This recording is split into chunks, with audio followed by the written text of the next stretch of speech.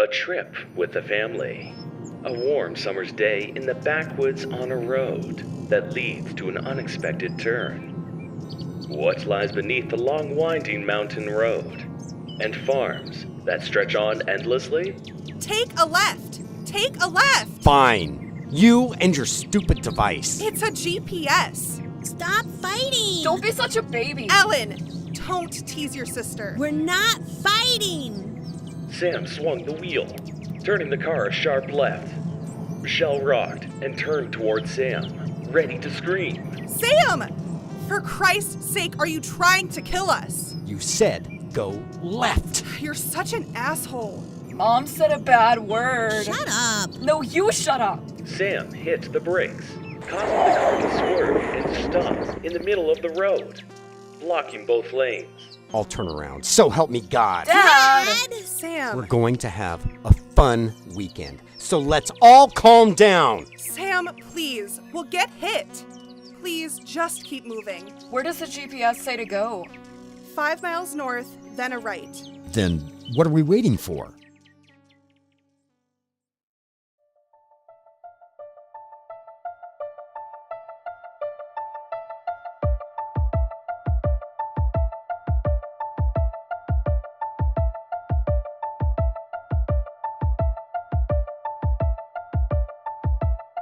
As the static fades and the voices fill the speakers, the road you're traveling, the room you're sitting in, it'll start to twist and turn, becoming something beyond ordinary, something beyond this world.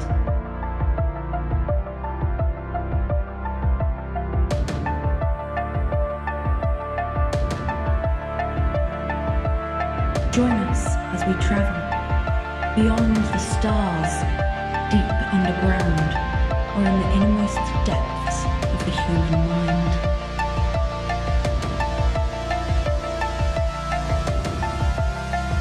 You just tuned into the radioverse.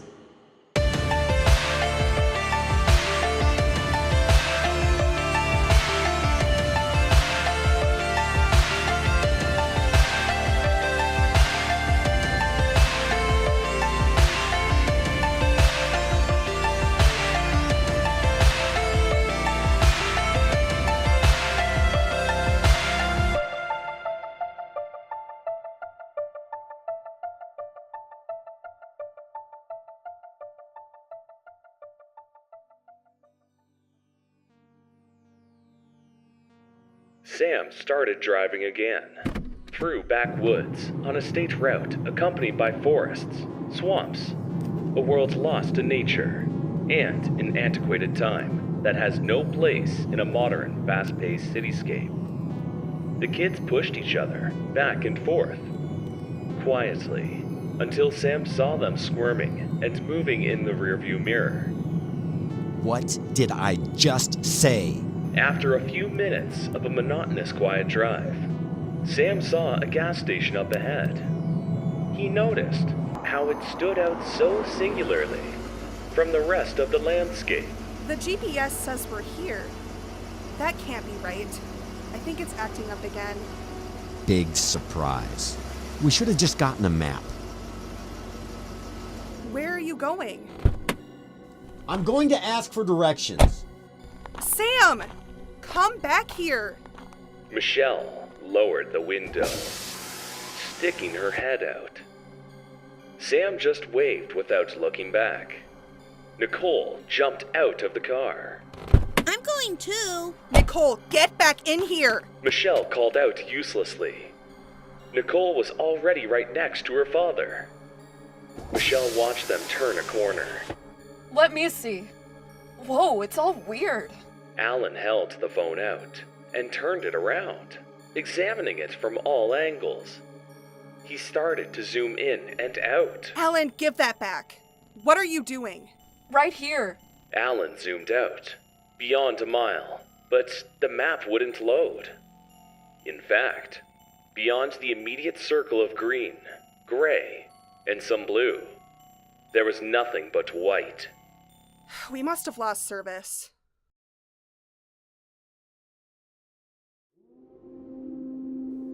Where is everyone? Sam looked around at the front of the gas station. No cars. No people. Nothing. Which was slightly disconcerting, with the sun hanging right above them. Dad? Honey, not now.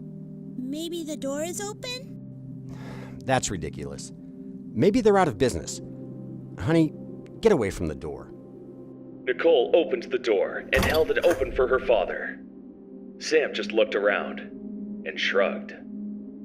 Should we go in? Hello? Anyone home? Honey, wait here. Jesus! As soon as Sam stepped into the gas station, he heard the door shut behind, causing him to jump. He looked at his daughter, who held an innocent expression on her face. The room was softly lighted. The shelves were bare, except for a few random stock items, like magazines. Great. It's abandoned. Sam ran his fingers down a shelf while walking to the counter. He didn't feel any dust. Before he could remark on it, Nicole walked ahead and asked, What's abandoned mean? It means no one's here. He lifted the empty counter latch up, stepping behind the register, looking up and down, crouching and digging through the compartments under the counter. What are you doing? I'm looking for a map. Oh. Just go look around, see if you can find anything interesting. Okay.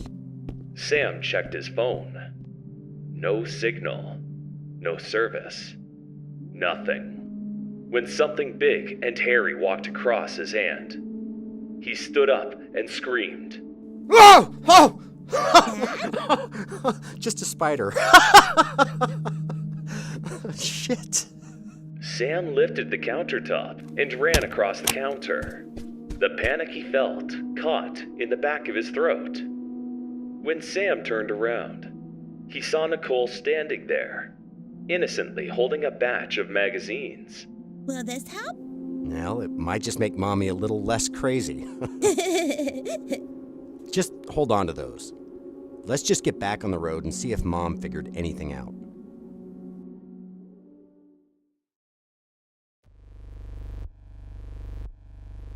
Honey!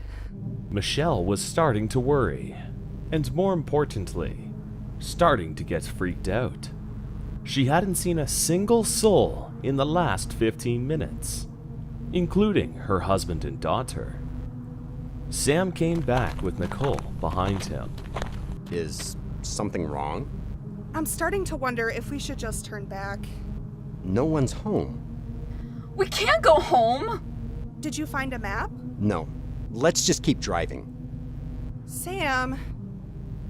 Michelle held his hand.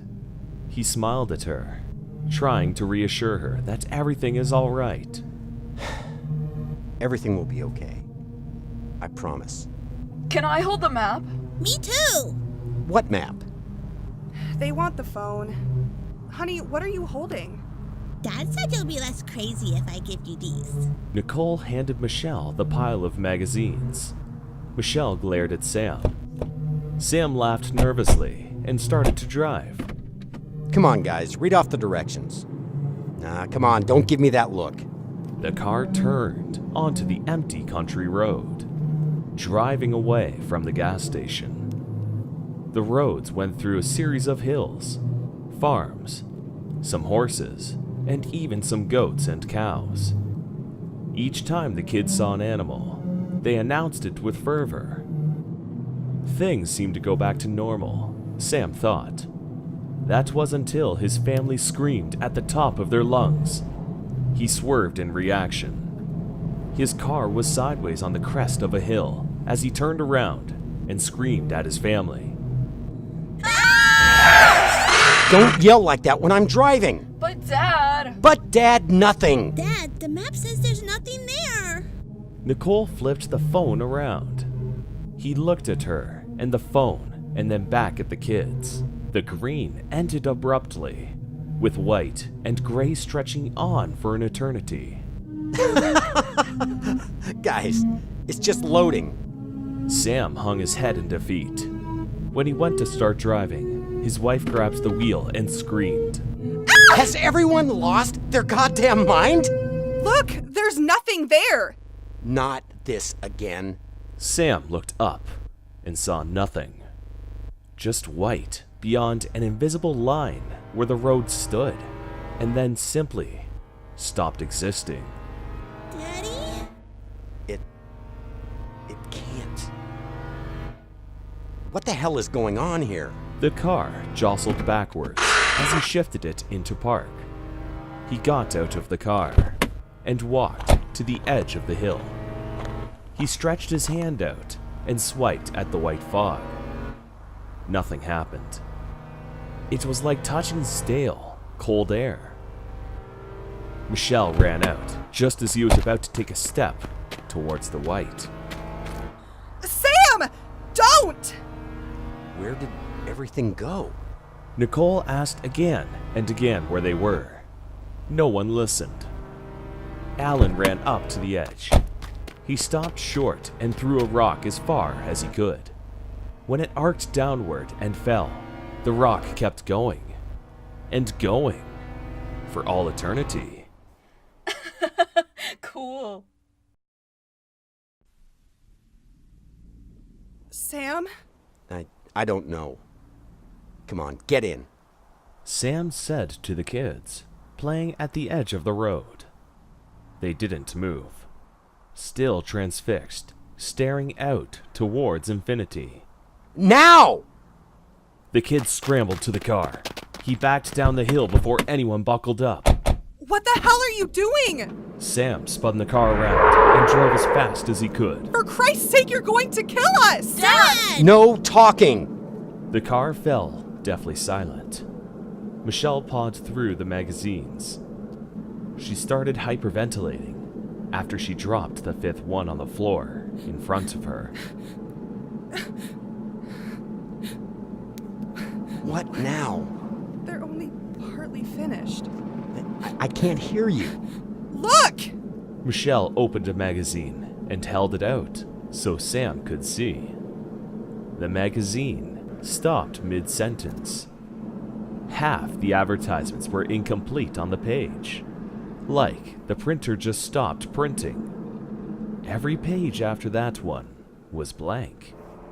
Sam, they're all like that. I'm sure that there's a practical reason, honey. Just give me a minute to think and figure things out. Why don't you turn on the radio? See if you can figure out what's going on. Yeah, that sounds like a good idea. Nicole opened the window and stuck her hand out. She immediately drew her arm back in and shut the window. It's cold. What are you talking about? It's summer. You do it. Alan did the same and drew his arm back in. Dad. Sam stopped the car in the middle of the street. What now? The bridge they drove over was gone.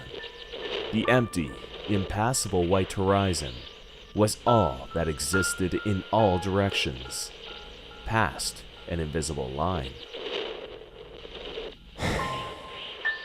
Let's go to one of those farmhouses we saw and see if anyone can help us. The radio isn't working.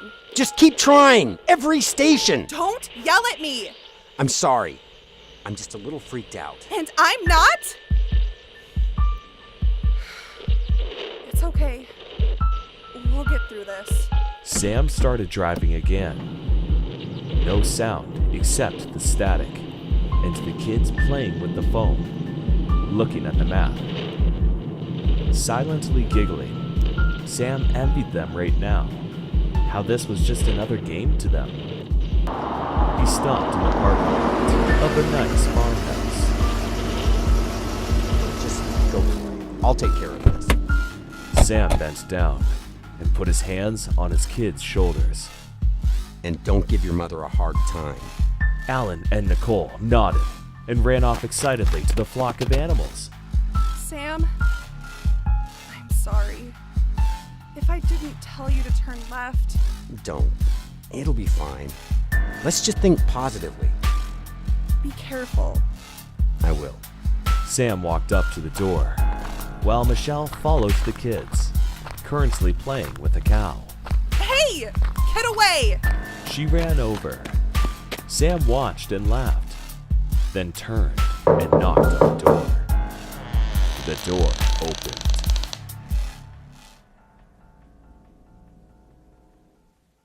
Sam walked into the dark house. He saw nothing inside except the pitch-black expanse. Even the light from outside revealed nothing. Hello? Sam heard his voice echo, like standing in front of a cave or canyon. The door shut behind him. Sam turned around. He couldn't see beyond an inch in front of his face. This isn't funny. Sam reached his hands out, trying to feel for a wall, or the door, or anything. His hands only grabbed empty air, and he tripped after a long reach. He got to his feet and started to walk faster, then broke out into a jog, and then a run, into a sprint, shouting the entire way. Endless darkness. Nothing was around him. He didn't even know what he was standing on. His voice echoed all around him. Unlike night, this darkness was absolute, followed by the absence of sound, of light, and existence.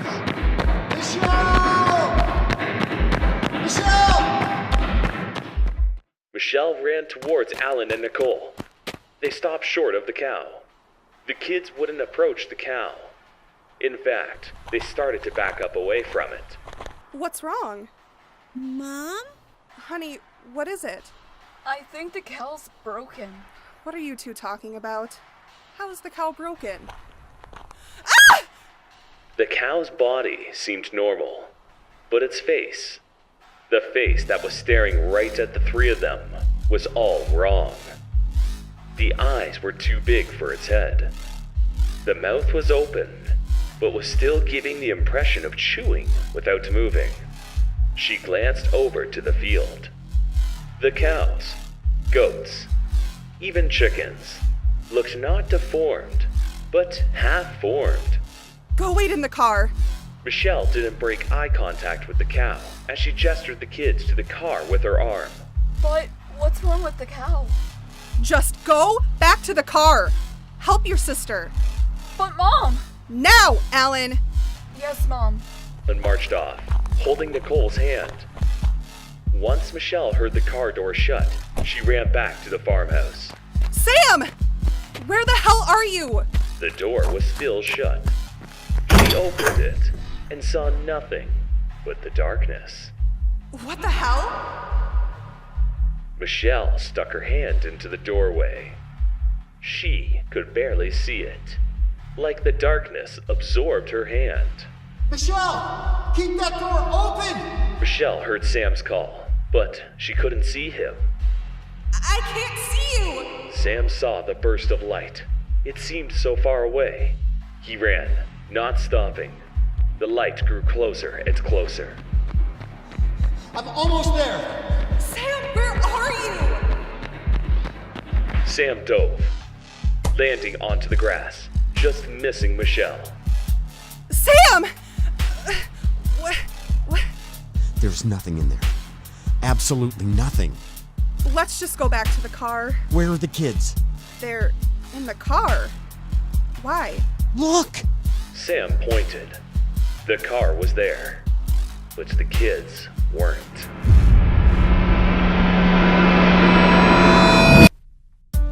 To be continued. Music by Sal Mazata. Act 1, Scene 4 and 5. Rerouting was written and directed by Justin Morton. Edited by Sasha Bloor. Music by Lucas Dorsey and Ryan Smolik. Sam was played by E.S. Henry. Michelle was played by Megan Taylor. Alan was played by Julie Bowden. Nicole was played by S.H. Cooper. The mysterious voice of the radioverse was Sasha Bloor. And the narrator, yours truly, was performed by Matthew Raftis.